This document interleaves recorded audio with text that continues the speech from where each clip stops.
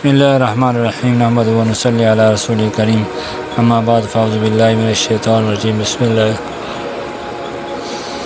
لیس البر ان تولوا بان تأتوا البیوت من ظہورها ولکن البر من اتقى، یعنی اللہ رب العزت انسانیت کے بارے میں کیا نیکی کیا ہے، یہ تو کوئی نیکی نہیں کہ تم گھروں میں ان کے بچھوڑے یعنی پیچھے کی طرف سے آؤ، البتہ نیکی یہ ہے کہ کوئی شخص تقوی اختیار کرے۔ نیکی کیا ہے؟ یہ وہ سوال ہے جو ہر اس شخص کے سامنے آتا ہے جو نیک بننا یا نیکی کرنا چاہتا ہے۔ اسلام سے قبل چونکہ ذہن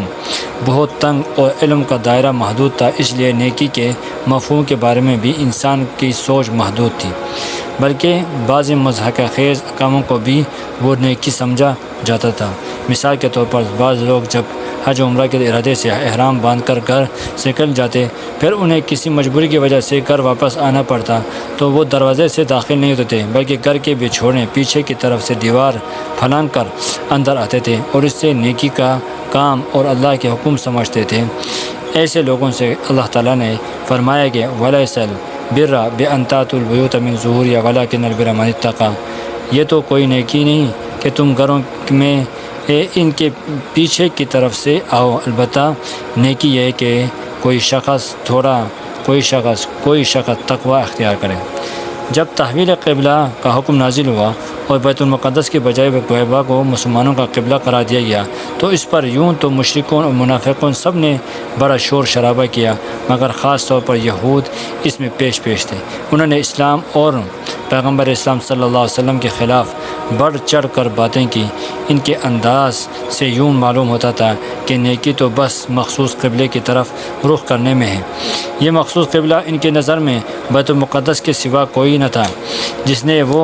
جس نے دوران عبادت بیت المقدس کی طرح رخ کر لیا وہ کامیاب ہو گیا، اور جس نے ایسا نہیں کیا وہ نیکی سے محروم اور ناکام ہو گیا۔ یہود کی اس انتہائی غلیظ سوچ اور تنگ نظری کے واضح طور پر تردید کرتے ہوئے اللہ تعالیٰ ارشاد فرماتے ہیں لیس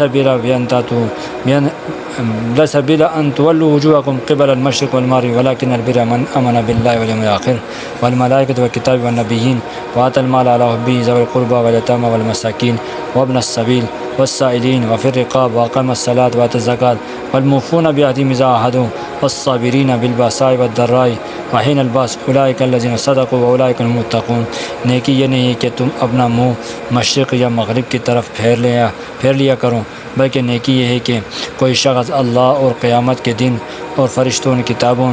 اور نبیوں پر ایمان لائے اور اس کی محبت میں مال دے، رشتہ داروں کو، یتیموں کو، محتاجوں کو، مسافروں کو،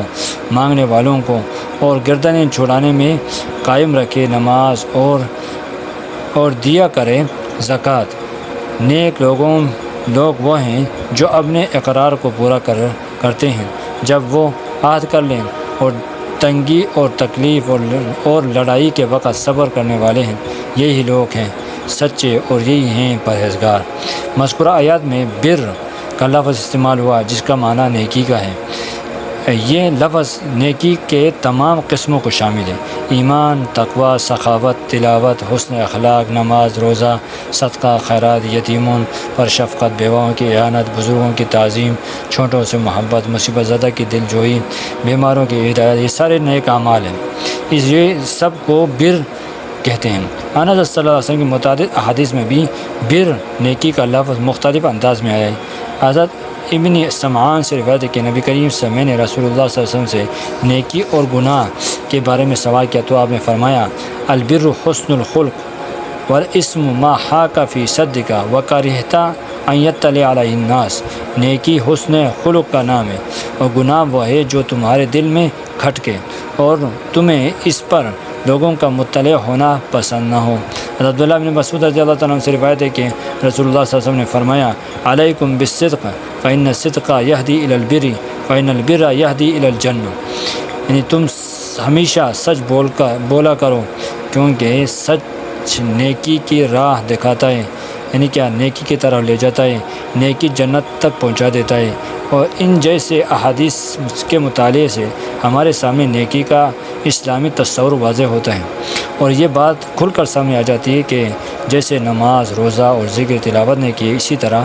بھوکے کو کھانا کھلانا، مسلمان کو سلام کرنا، راستے سے تکلیف دہ چیز کو ہٹانا، پیاسے جانوروں کو پانی پلانا، مساکین کی مدد کرنا، بے سہاروں کا سہارا بننا، طلباء اور علماء کی خدمت کرنا، روٹے ہوئے بھائیوں میں صلح کرا دینا، سایہ دار درخت کا لگا دینا، پیادہ چلنے والوں کو سواری پر جگہ دے دینا، مصیبت زدہ کو تکلیف دینا، بیمار کی عیادت کرنا، یہاں تک کہ مسلمان بھائی کے لیے مسکرا دینا بھی نیکی ہے۔ یوں قرآنی اور نبوی تعلیمات نے نیکی کا دائرہ مسجد سے بازار تک، مدرسے سے دکان تک، خانقاہ سے فیکٹری تک، نماز سے نکاح تک، ذکر و تسبیح سے سیر و سیاحت تک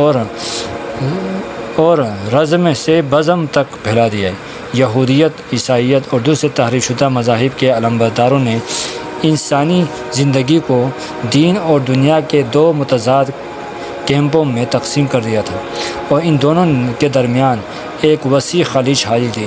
دیندار اور نیک بننے کے لیے تارک دنیا ہونا ضروری تھا۔ جو شخص جتنا نیک ہوتا وہ اتنا ہی دنیا اور دنیا کے تقاضوں سے دور بھاگتا تھا، اور اس وحشت اور نفرت کو اس کے کمال کی دلیل سمجھا جاتا تھا۔ جو شخص تجارت، سیاست اور معاشی دیرجے میں مصروف ہوتا اس کو خدا رسیدہ اور نیک ہونا محال سمجھا جاتا تھا۔ چنانچہ حضرت محاصر بن حبیب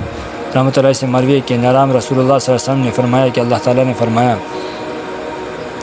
میں حکیم آدمی کی ہر بات کو قبول نہیں کرتا، لیکن میں اس کی نیت، سوچ اور فکر اور خواہش کو قبول کرتا ہوں۔ بس اگر اس کی نیت اور سوچ فکر کا مدار میری اطاعت پر ہوتا ہے تو میں اس کی خاموشی کو بھی اپنی تعریف اور وقار کا درجہ دے دیتا ہوں، اگرچہ وہ کچھ بھی کلام نہ کرے۔ ہمارے آقا صلی اللہ علیہ وسلم نے یہ سمجھایا کہ اگر سوچنے کا انداز اور دیکھنے کا زاویہ بدل لو